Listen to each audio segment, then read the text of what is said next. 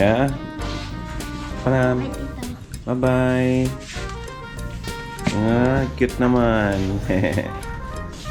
Ayun, papasok na yung aking pamangkin. At pangalawang araw ko na dito sa Pilipinas. At tagit, magpapabili pala ako sa kapatid ko ng agahan. Saan panig naman ng mundo at kung anong oras mo man ito pinapanood, mabuhay po tayong lahat mga katropa.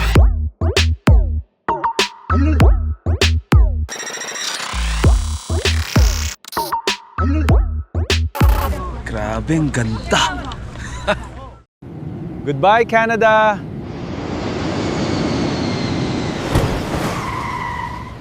Mabuhay!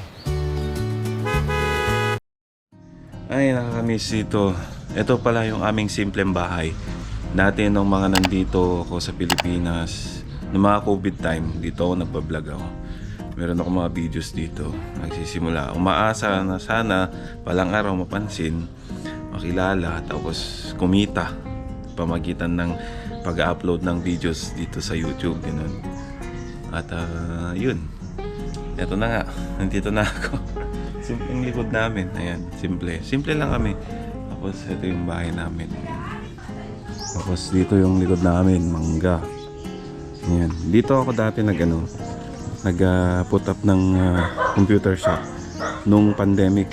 Kasi nung pandemic, pinagsara yung mga shop ko noon kasi bawal nga ang computer shop noon sa town. Kaya napag-isip-isip ko na dito na lang.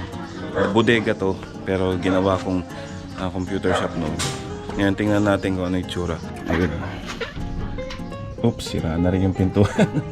Nabagyo na kasi. Ay, binagyo na. Wala na nangyari. Oh. Sira na yung bubong. Ito, sirang-sira na lahat. Aanay na rin. Ito na lang natira. Ewan po kung magana pa yan. Tapos yung mga computer. Ito, mga computer din ito. No? Tira na yung mga yan. Wala na yan. Hindi na mapapakinabangan yung mga yan. Dati yung itsura nito, ganito yung itsura nito dati. Okay na okay pa to nung iniwang ko. Kasi ang gusto ko, at least meron lang silang konting income dito sa bahay. Kahit pambayad lang ng kuryente, pambili ng pagkain, mga ganun. Pambayad ng bills, mga ganun. Pero hindi na maintain. Hindi, medyo bumaba siguro yung hindi naging nag-boom. Kaya napabayaan. Sayang din. Pero ang gagawin ko dito, lilinisan ko to, itatapon ko lahat ng mga gamit yan. At titingnan ko kung anong pwede kong gawin dito. Nung pandemic, grabe, nakakamiss dito. Dito lang ako nun. Marami akong ginagawa dito noon. Meron upuan dito na yung tawag namin islang kape, yung bamboo na higaan na upuan. Pwedeng mahiga doon. Dito lang ako nun. Ito yung mga langka namin malalaki. Yan. Iingitim na nga yung malalaki ang bunga ng langka na to Sana umabot na nandito ako para matikman ko naman. So yun, matagal pa yun. Matagal pa yun. Ito na lang yung aantayin ko. Sana. Pagka pwede na yan, pagka-crack na yan tapos mangangamuin. Yung amoy niya, mabango yung amoy niya. Para sa amin, mabango. Pero sa iba, hindi ko alam kung mabango para sa kanila. Tapos mahilig din pala si mama sa mga halaman. Kaya yung libangan niya. Kaya marami siyang halaman dito. Dati nung mga bata kami yung mga tiga dilig ng mga halaman niya. Nung bata kami yung mga nasa harap pa nun. Wala pang bahay, wala pang building yan sa harap nun. So nag-ready na yung aking balyay ng kapatid. may stationary nga. Stationary bike, di naman nila ginagamit. Sarap sana dito mag-exercise. Nung pauwi ako dito sa bahay, dami ko nadadaan na nagja-jogging. Namimiss ko tuloy yung panahon na ako nagja-jogging din. Pag may time ako mamaya, mag-jogging din ako, mag-walking din ako mamaya. Pero sa ngayon, meron akong aasikasuhin na dapat unahin muna. Yun, kain na muna tayo mga tropa. At ito lang yung ating agahan na nakakamiss din. Talaga lang.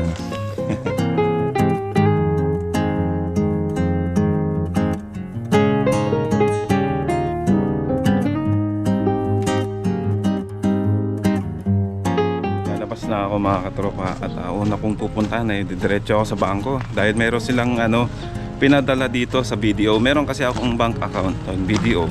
Tapos nagpadala sila ng credit card noong 2024. Eh syempre hindi magagamit nila mama kasi wala ako dito eh. Kaya ako na lang yung pupunta, i-activate natin. Tapos kinangto yung yung bank account ko.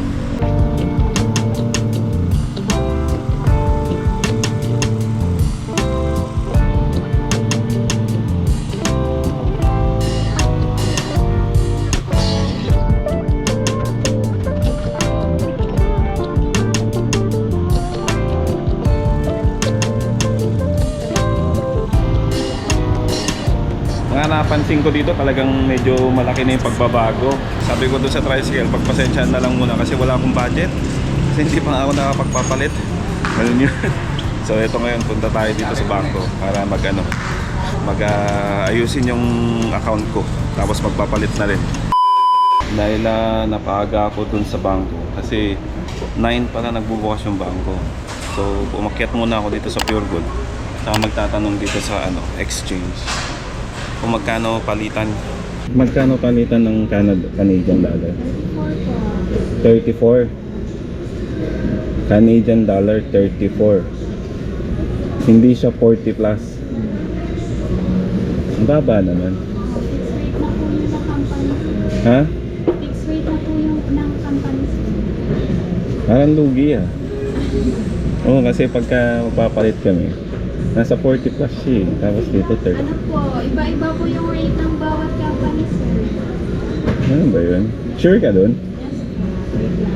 Mukhang baba kasi sa Maynila, nung nagpapalit ako, dapat sa Maynila 41.50. Medyo sabi ko, dapat 42. Dito 34. Hindi siya 43. Baka baliktad. Kasi laking lugi nun pagka ganun. Ayun siya, 34. Nakakagulat, sa totoo lang, 34 nga. Nasa 42.41 ang palitan. Pero kung dito, ayan, nasa 34. Parang baliktad ah. Hindi ba dapat 43 yun? Hindi siya 34. Medyo lugi siya. Sige ate, maraming salamat ha. Back out tayo. Punta tayo sa mas malaki. Kasi sayang din naman eh. Kung 34, nasa $8 yung mawawala. Ganun. Okay lang kung 41 eh, okay lang eh. Okay na sa akin yun. Pero yung 34, laki ah, lugi ah. Kanina walang pila yan. Ako yung nauna. Ngayon, numalis lang ako.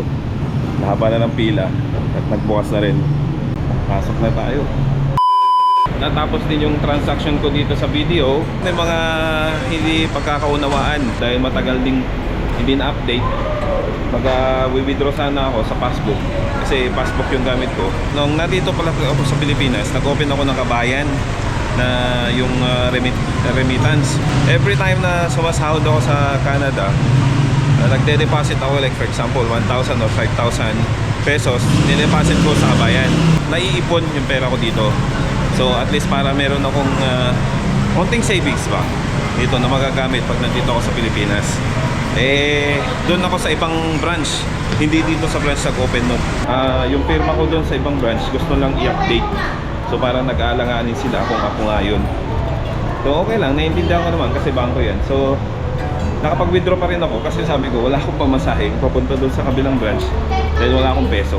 Pinagbigyan ako at ang request nila is i-update ko na lang daw yung firma ko dun sa kung saan ako nag-open ng account doon. So pupuntahan ko isa yun mamaya. Yung credit card hindi yun activate dahil yung dati kong number kung saan gumawa ako ng online banking na wala. So hindi ko na mabuksan yun, dating online banking. So nung inactivate ko yung credit card, hindi ma-activate kasi lumang number yung hinahanap. Wala na yung number ko. So sinubukan namin i-activate, sinubukan nilang i-activate pero hindi ma-activate. So may tatawag na lang daw na i-update ako. Ganun. So antayin ko na lang nun. So hindi ko ma-activate yung binigay nilang credit card sa akin. Naku, dagdag gastos na naman, dagdag utang na naman to. Pagka ganun, may credit card ka na, sabi sa Canada, credit card ka mo rito, so dagdag utang na naman yun. Ito yung maganda, meron silang in-offer na savings. Ito yung Money 8 Secured Plus. in-explain nila sa akin kanina. At maganda siya. Katulad nating mga OFW, para at least may naitatago tayo at para sa beneficiary na rin natin kung sakali may mangyari sa atin. At least may makukuha silang pera pa rin. Kahit ano lang, konti lang, di ba? Malaking pera na rin yun. Dito, may nasa-save tayo. May nakatago pa rin pera. Kasi sayang din naman nandun na tayo sa abroad, nagpapagod. At kailangan din natin mag-ipon. Ganun yung kagandahan nitong in-offer sa akin. So ngayon, ang gagawin ko, imimit ko yung family ko kasi pupunta kami sa Mang Inasal. So, gagawin ko na lang siguro, mainit siya sa labas, pero maglalakad tayo para ma-explore ko ang town namin. Ayun. Mainit siya, as in grabe mga tropa, sobrang init. Pero enjoy natin yung araw dahil sa Canada, sobrang lamig. Kahit umaaraw doon, malamig pa rin yung simoy ng hangin at saka yung dumadampi sa katawan. Pero ito I feel ko talaga yung yung sa skin ko naaarawan. Para naman makatikim-tikim ng araw yung balat ko. Kasi doon sa Canada kahit umaraw doon, no, lalo na ngayong winter, nakabalot pa rin naman kami ng jacket eh. So ayun, kailangan lang natin talagang maarawan. Ay, ang init.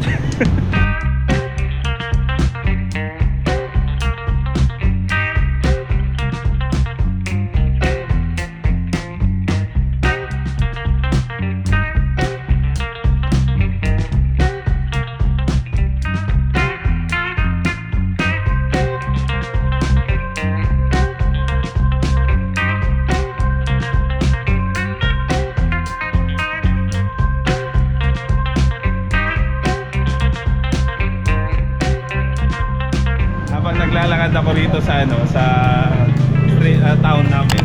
May nakapansin sa akin na poging kasama ko dati. Eto kasama ko sa banda dati. Ayan, hanggang ngayon poging-pogi pa rin. Pero engineer to. Idol ka dyan. Saan kayo punta? School. Magsusundo. Ilan na? Buti ka pa, sana all. Okay ka na rito, di ba? Oh, syempre, professional eh. Engineer. Siyempre, nice to see you again. Ayun, may mga makikita ka dito talaga. Syempre, hometown ko to eh. So, nandito ako at may mga nakakilala. Kanina sa bangko, nakilala nila ako. Yung mga nandun sa bangko kanina, nung mga binata pa sila nun eh. Kaya, hindi ko na na-videohan kasi bawal din naman mag-video doon sa bangko. Kaya, ayun, binati ako, in-assist nila ako. Sabi na, tagal mong nawala kuya. Sabi, 5 years lang naman. Pero yung 5 years na yun, marami na rin nagbago. Katulad nito, marami na rin nagbago ngayon dito. So, yung feeling na parang nanibago ka, sa akin parang hindi eh. Kasi nag-stay ako dito for 40 years. Ayan, 40 years ako. So, parang yung pagbalik ko ngayon dito after almost 5 years, parang same pa rin yung feeling, pero yung mga structures, mga building, mga pagbabago, syempre malaking rin sa akin, malaking shock din sa akin. Improvement na kasi, nag-i-improve na kasi. So marami pa akong nakita na hindi ko pa napuntahan at kailangan nating pasyalan lahat yun. Alright. Ay, weh, dapat na. Nakita ko yung kayong ko, bayaw. Sino ta, bara, mainit. Mapalapit din ako, lalaki kasi. Nakita ko yung aking bayaw, dating na tricycle driver. Kasi dati nagka-tricycle driver din ako dati. Ayun. Okay, natapos na yung transaction ko dito sa main branch kung saan dito ko inopen yung account ko. Thank you. Dapat pala dito talaga ako pumunta sa kung saan ako nag-open ng bank account ko noon. At yun, naayos din. Mas naayos nila dito kaysa doon sa kabila kasi wala eh, yung ko nandun sa kabila eh. So ngayon, nandito naman ako ngayon sa money exchange. Tingnan natin kung magkano yung mapalitan. Ang sabi sa akin, yung smaller bill is nasa 39.50. Tapos yung bigger bill, like for example 100 yun, nasa 40 pesos ang palitan. So dapat pala, hindi na ako naglabas ng mga smaller bill like 5 or 20 para bigger bill na lang. Pero okay lang, 0.50 lang naman yung yung diferensya. Okay na yun kaysa doon sa 34 kanina. Akala ko nga baliktad yung pagkakaano nung dollar eh. Akala ko nga 43 dapat eh. 34. Kumpara mo doon sa 40 ang palitan dyan. So mas maganda na yun yung 40. Pero pagka sa mga application magpapadala ka, ang rate doon is 42 eh. Like yun sa online kanina, tapos tiningnan ko sa Google kanina sa palitan 42 something, mas mataas pa nga eh. Pero dito 40. Ang pagkakaiba lang, yung higher beer, yung like for example 100 Canadian dollar, mas malaki ng 50 cents, 0.50 cents. Anyway, 50 cents lang naman. Pero pag inipon mo yun, malaki na rin yun. Lalo na pag maraming bills, katulad kanina, maraming $20 yung pinalit ko. Kung alam ko lang, di sana 100 bill na lang yung di ba? Yung nilabas ko. Pero doon sa airport kahapon, yung palitan is 41.50. Kung alam ko lang, doon na lang sana ako nagpapalit. At least wala pang parang discrimination ng smaller bill. Parang nakagano, no, di ba? So dapat anyway, at least nalaman ko at nalaman din yun, i-share ko na rin. So ganun lang dito sa sistema doon sa amin. Siyempre hindi naman pare-parehas eh. Katulad sa Manila, di ba? Doon sa airport 41.50. Well, I'm expecting na sana meron pang mas 42, ganun. Pero yun eh, mistake eh. So at least alam nyo, mas malaki magpalit sa airport.